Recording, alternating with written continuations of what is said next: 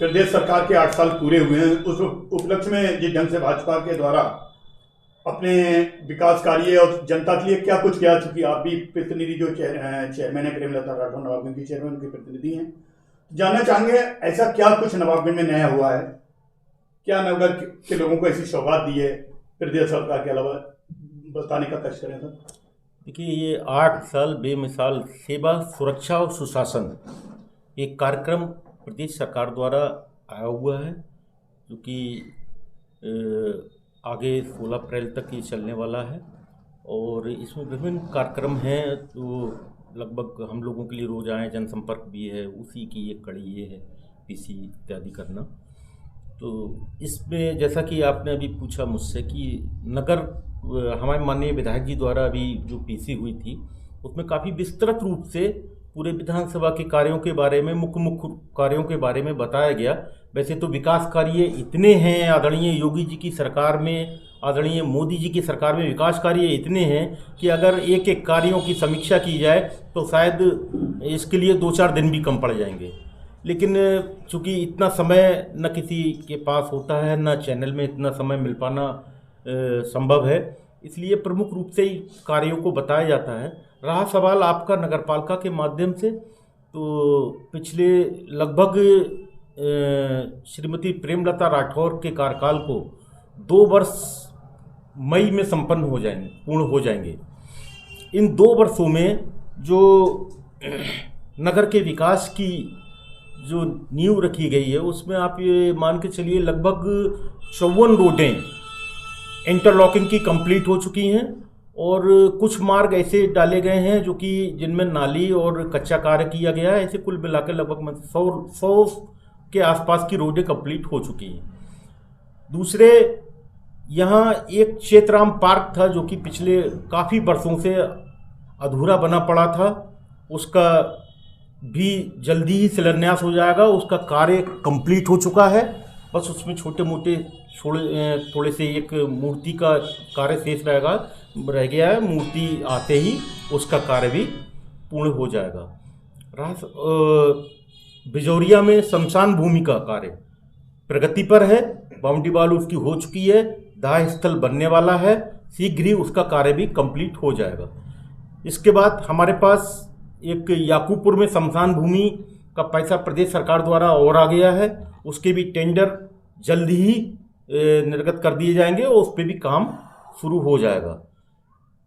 2 तालाबों के सौंदर्यीकरण का पैसा भी आ चुका है, जिनका भी कार्य बहुत जल्दी संपन्न शुरू होने वाला है। और आपके एक कार्य योजना हमने भेजी थी अपने बारात घर की, तो बहुर नगला में एक बारात घर का भी प्रपोजल शासन ने हमारा स्वीकृत कर लिया है और बहुत जल्दी उसकी स्वीकृति हमें मिल जाएगी। स्वीकृति उपरांत उसके भी जो भी वैधानिक कार्रवाई होती है, टेंडर आदि की प्रक्रिया होती है, वो भी पूरी करके उस पर भी काम शुरू हो जाएगा।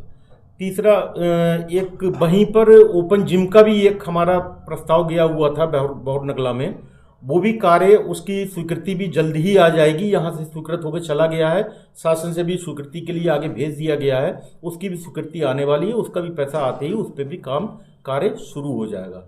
इस प्रकार से बहुत सारे काम हैं, लगातार काम प्रतिदिन हो ही रहे हैं। और फिर रहा सवाल कुछ जो रिपेयर आदि का कार्य, वो तो आप सब लोगों को मालूम है, 2500 वार्डों में एक अभियान चला के जो छोटी मोटी रिपेयरें थी, कहीं डिप टूटे हुए थे, कहीं सड़क पे गड्ढा आ गया था, कहीं नाली टूटी हुई थी, वो सारे ही पूरे नगर के इन 2 वर्षों में वो पूरी रिपेयर लगभग समाप्त कर दी गई है। 95% रिपेयर समाप्त कर दी गई है 2 वर्षों में। भाई साहब, अभी आपने जैसे कि दोनों गांवों के बारे में जो इसी साल शामिल हुए थे नवाबगंज में, बहुर नगला और याकूब, आपने जो अपने कार्य गिनाए उनमें ज्यादातर इन गाँव के कार्य शामिल थे, जो विकास कार्य। नगर के आपने कम गिनाए, इनमें कुछ अलग से पैकेज आपने दिए हैं इन गाँव को? नहीं, ऐसा नहीं है। एक्चुअली में वो जो बिजौरिया वाली जो शमशान है, वो जो चूंकि बिजौरिया रकबे में आती है, लेकिन बहुत सारे नगर के लोग भी उधर, भट्टा पहलवान, आदर्श नगर वगैरह के लोग, बहुत सारे लोग उधर जाते हैं। तो अब चूंकि रकबा वहां का आ रहा है, इसलिए मैंने उसको संबोधन किया कि वो बिजौरिया वाली शमशान। याकूबपुर में एक शमशान, चूंकि नवाबगंज नगर में शमशान है तो वो याकूबपुर की शमशान चूंकि अलग है, तो उस याकूबपुर की शमशान का मैंने जिक्र किया। इस प्रकार से जैसे कूड़ा निस्तारण केंद्र भी आपके द्वारा वही बनवाया जा रहा है, एक जो कूड़ा के लिए जो इसका डिस्पोजल होना है। हाँ, एमआरएफ सेंटर जो कि पिछले लंबे समय से वो एक सफेद हाथी की तरह खड़ा हुआ था। पीछे जब से श्रीमती प्रेमलता राठौर ने नवाबगंज नगर पालिका की शपथ ली, उसके बाद से उस एमआरएफ का कार्य भी तेजी से शुरू किया गया। वो उसमें मशीनें वगैरह तो आके रख गई थी, लेकिन उसका संचालन नहीं हो रहा था। उसके संचालन न होने से कूड़े की एक समस्या थी। कूड़े का जब निस्तारण नहीं होगा तो कूड़ा तो जहां तहां ढेर के रूप में रहेगा ही। तो अब उसका भी संचालन प्रारंभ करा दिया गया है। वहां जो मार्ग की व्यवस्थाएं नहीं थी, वो मार्ग की व्यवस्थाएं भी संपूर्ण करा दी गई हैं। अब आपको आने वाले समय में, जैसे कि आप कहीं पे भी जाएं तो रोडों के किनारे कूड़ों के ढेर आपको देखने को मिल जाते होंगे। इस प्रकार का जो सीन है वो आने वाले समय में आपको नवाबगंज नगर पालिका में देखने को नहीं मिलेगा, क्योंकि हमारा एमआरएफ सेंटर शुरू होने वाला है। सारा कूड़ा निस्तारण हमारा वहीं पर विधिवत हो। आज हम देख रहे हैं कि पूरे हिंदुस्तान की बड़े संख्या में लोग आईपीएल पे निगाह टिकाए हुए हैं, युवाओं का खेल देखने के लिए। लेकिन नवाबगंज के युवा के लिए जो खिलाड़ी हैं, जो प्रतिभाशाली युवा हैं, उनके लिए आपके लिए कोई योजना है? आपने एक दो बार इसका जिक्र किया है, उसके बारे में बताएं। अभी माननीय विधायक जी ने अभी जिक्र किया था इसका कि अतकटा नजराना में यहाँ एक मिनी स्टेडियम का निर्माण हो रहा है। वो स्वीकृत हो गया है और वहाँ निर्माण भी प्रारंभ हो चुका है। एक भतपुरा विकासखंड में भी मिनी स्टेडियम, चूंकि नगर में इतनी बड़ी कहीं भूमि उपलब्ध नहीं है। अगर भूमि इतनी बड़ी कहीं नगर में उपलब्ध होती मिनी स्टेडियम के लिए कम से कम कुछ नहीं तो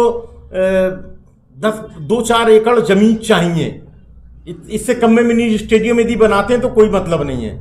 इसलिए मिनी जिम का हमने एक जिम का जो मिनी जिम होते हैं पार्कों वगैरह में, उसकी व्यवस्था की है। वो नगर में भी व्यवस्था हो गई है उसकी, स्वर्गीय श्री चेतराम जी पार्क में, और एक बहुनगला में भी उसकी व्यवस्था की है। नगर में जेपीएल कॉलेज के पीछे तालाब है, जो कि काफी समय पहले खबर भी उसकी चलाई गई थी और कई बार आवाज उठाई गई थी, लेकिन क्या वजह उसका सौंदर्यीकरण अब तक नहीं हो पा रहा सब? देखिए, अभी मैंने अभी बताया कि 2 तालाबों का पैसा स्वीकृत हो चुका है। एक तालाब में कुछ जमीन को लेके थोड़ा सा विवाद था, तो उसकी फाइल जो है हमारी माननीय अपने अपर जिलाधिकारी महोदय प्रशासन के यहाँ बरेली में है। उस पर शीघ्र ही निस्तारण हो जाएगा उसका, और जैसे निस्तारण होगा उस पर काम लग जाएगा। उसका टेंडर भी हो चुका है, लेकिन जमीन संबंधी थोड़ा सा विवाद आ गया था, इस वजह से काम रुक गया है। रहा सवाल अपने जेपीएल इंटर कॉलेज पीछे वाले तालाब का, जो कि मैंने तो आज तक उसको साफ होते भी नहीं देखा। मेरी 40 वर्ष की उम्र है, मैंने कभी उसको आज तक साफ होते नहीं देखा। मैंने अभी प्रयास करके शासन से उसके लिए 50 लाख रुपए स्वीकृत कराए हैं। अब उसका टेंडर करा के उस प्रक्रिया होती है, शासन से पैसा जिले पे आता है, जिले से पैसा फिर नगर पालिका में आता है। वो पैसा जिले पर आ गया है, शीघ्र ही हमारे अकाउंट में वो पैसा हो जाएगा। उसका टेंडर करा के उस कार्य को हम प्रारंभ करा देंगे। नगर में एक वीर अब्दुल हमीद पार्क भी है, वो काफी समय से खराब पड़ा है। हाँ, वीर अब्दुल हमीद पार्क की जो आप जिक्र कर रहे हैं, एक्चुअली में वो वास्तव में एक दुखद बात है कि, और मुझे याद भी आ रहा है, बड़े भाई साहब उस समय नगर पालिका अध्यक्ष हुआ करते थे, आदरणीय श्री रविंद्र सिंह राठौर जी, और उन्होंने उस समय उस पार्क का निर्माण करवाया था। और एक बहुत अच्छी बात उस पार्क के उद्घाटन में थी, शायद आप लोगों के संज्ञान में हो, कि स्वर्गीय श्री शहीद वीर अब्दुल हमीद जी की पत्नी उस पार्क का उद्घाटन करने आई थी। लेकिन भाई साहब चूंकि पिछले 10 वर्ष आदरणीय बड़े भाई साहब चेयरमैन नहीं रहे, दूसरे लोग चेयरमैन रहे इस बीच में, तो उस पार्क की दुर्दशा हो गई। और वो पार्क जो है वो इन जागीर के रकबे में आता है।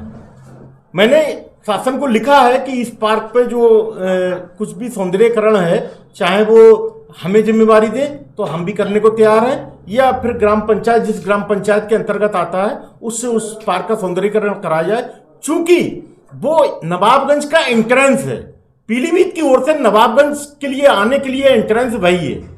हमने अपने बरेली की तरफ से जो एंट्रेंस है उसका सौंदर्यकरण करा दिया, नागपंचमी चौक का सौंदर्यकरण हो गया, ग्रिल वगैरह पूरा लग के सब उसमें एक अभी शेष रह गया है।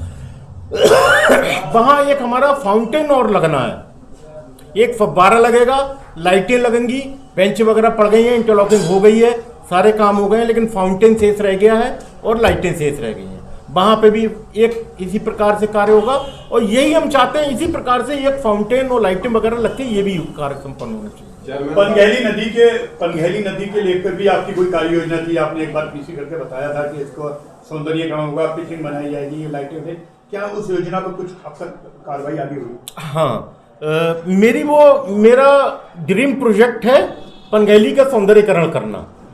पनघैली नदी का सौंदर्यीकरण करना मेरा एक अपना ड्रीम प्रोजेक्ट है और ईश्वर ने चाही तो शायद मैं बहुत जल्दी उस कार्य को करूंगा। और मैंने माननीय प्रधानमंत्री जी, माननीय मुख्यमंत्री जी, माननीय सिंचाई मंत्री जी, माननीय जिलाधिकारी महोदय सबको पत्र लिखे हैं कि उसकी विधिवत जांच कर, वो विधिवत नपत करवा के वो वहाँ पर जो भी अवैध निर्माण इत्यादि हैं वो सब हटा करके और उस पर हमको कार्य करने की अनुमति दी जाए। और हमारा वन विभाग से हमने अब वन विभाग को भी पत्र लिखा है कि हम इस पर एक बीच बीच में टुकड़ों में जंगल भी बनाना चाहते हैं, जिससे आने वाले समय में जंगल बनाने का क्या लाभ होगा। एक तो पर्यावरण शुद्धि हो जाएगी, पर्यावरण के लिए यदि वहाँ 1000, 2000, 5000 पेड़ लग जाएंगे तो पर्यावरण के लिए बहुत अच्छी चीज़ हो जाएगी। दूसरा, जो नदी कटान करती है, जो नदी की बाढ़ आती है, उस बाढ़ से भी अगर हमने जंगल वहाँ बना दिया तो उसके लिए भी एक बहुत अच्छी चीज़ हो जाएगी। तीसरा, एक हरियाली होगी, खुशनुमा वातावरण वहाँ एक डेवलप होगा। और जो अवैध निर्माण है वो आज क्या भविष्य में कभी नहीं हो पाएंगे, जो वहाँ अवैध निर्माण लोग थोड़ा बढ़ा कर नदी पर अवैध कब्जे कर रहे हैं। क्योंकि आज 8 साल सरकार के पूरे हुए हैं, प्रदेश सरकार के, तो प्रदेश सरकार और मुख्यमंत्री योगी आदित्यनाथ जी के बारे में क्या कहना चाहिए? देखिए, ये वास्तव में उत्तर प्रदेश के लिए स्वर्णिम काल है। स्वर्णिम काल, ये 8 वर्ष 2017 से पहले का, यदि आप थोड़ा सा गर्भ में जाएं, थोड़ा सा पीछे जाएं, 2017 से पहले का वातावरण यदि आप अपने संज्ञान में देखना चाहें, जैसे फ्लैशबैक होता है ना, उस तरीके से अगर करना चाहें तो आज हमारे देश के यशस्वी मुख्यमंत्री जी ने योजना लागू करी है, one district one product, ODOP। हर जिले का कोई ना कोई विशेषता होती है। तत्कालीन समय में वन डिस्ट्रिक्ट वन माफिया की योजना लागू करी गई थी, एक जिले में एक माफिया। हमारी सरकार ने एक जिले का एक प्रोडक्ट, हमारी सरकार ने, भारतीय जनता पार्टी की सरकार ने, आदरणीय योगी आदित्यनाथ जी की सरकार ने एक जिले में एक मेडिकल कॉलेज और बहुत सारी चीजें। अभी आप देख लीजिए, GDP जो है पूरे हिंदुस्तान में, जो कि 2017 से पहले उत्तर प्रदेश की GDP जो थी वो 11वें नंबर पर थी। आज हमारे उत्तर प्रदेश की GDP जो है पूरे देश में दूसरे नंबर की GDP है। और आने वाले समय में जो और मैं समझता हूं शायद 2-3 महीने बाद आप देख लेंगे तो शायद हमारे प्रदेश की GDP पूरे देश में पहले नंबर पर आ जाएगी। अभी जो कुंभ का संचालन हुआ, बहुत सारे विरोधियों ने, जब सरकार उसकी व्यवस्थाएं बना रही थी तो उस पर लगभग 7,500 से लेकर 10,000 रुपए तक का खर्च हुआ है कुंभ की व्यवस्था करने में।